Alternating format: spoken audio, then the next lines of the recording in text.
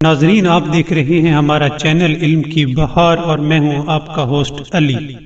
ناظرین، امام جعفر صادق علیہ السلام کا فرمان ہے کہ اے لوگوں، کالے کپڑوں میں نماز نہ پڑھا کرو، لیکن کالی چادر یا کالا امامہ ہو تو اس میں کوئی حرج نہیں۔ ناظرین، ایک اور مقام پر امام جعفر صادق علیہ السلام سے سوال کیا گیا کہ کالی ٹوپی میں نماز پڑھنا کیسا ہے؟ تب آپ نے فرمایا کہ بے شک کالا لباس دوزخیوں کا لباس ہے، اس لیے کالی ٹوپی میں نماز نہیں پڑھنی چاہیے۔ ناظرین، ایک اور مقام پر رسول اکرم کا فرمان ہے کہ اے لوگوں، لوہے کی انگوٹھی نہ پہنا کرو، اور جس کے ہاتھ میں لوہے کی انگوٹھی ہو اسے نماز نہیں پڑھنی چاہیے۔ ناظرین، ایک اور مقام پر امام جعفر صادق علیہ السلام کا فرمان ہے کہ اگر کپڑوں پر خون لگا ہو اور انسان غلطی سے نماز پڑھ لے تو ایسی نماز کو دوبارہ پڑھنے کی ضرورت نہیں ہوتی سوائے خون حیض کے، چاہے وہ کم ہو یا زیادہ۔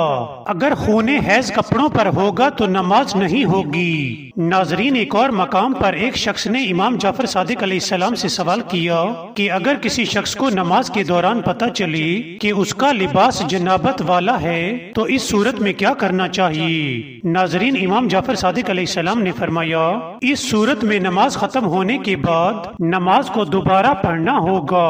اور اے لوگوں، یاد رکھو کہ اگر کسی شخص کے لباس پر جنابت یا خون لگا ہوا ہو اور نماز پڑھنے کے بعد اسے معلوم ہو تو ایسی صورت میں نماز ہو جائے گی اور دوبارہ نماز پڑھنے کی ضرورت نہیں ہے۔ ناظرین، ایک شخص نے امام جعفر صادق علیہ السلام سے سوال کیا کہ اگر ایک شخص پیشاب کرتا ہے اور ایک نقطے کے برابر اس کی چھینٹ جسم پر پڑ جاتی ہے اور وہ اسی حالت میں نماز پڑھ لیتا ہے تو کیا اس کی نماز ہو جائے گی یا نہیں؟ ناظرین، امام جعفر صادق علیہ السلام نے فرمایا کہ اس صورت میں اس شخص کو چاہیے کہ اس جگہ کو اچھی طرح دھو لے اور نماز کو دوبارہ پڑھنا ہوگا۔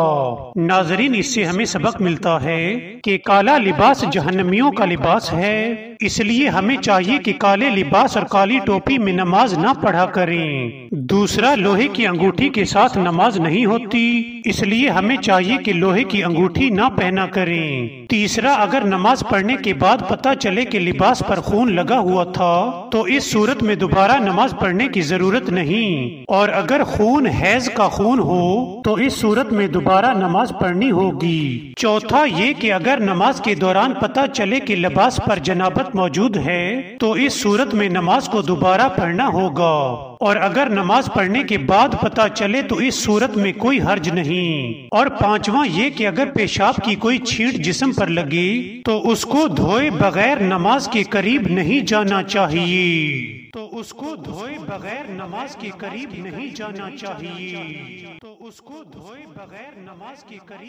جانا چاہیے۔ ناظرین، اگر آپ کو ہماری ویڈیو پسند آئی ہو تو سبسکرائب کرنا مت بھولیے گا۔ Thank you.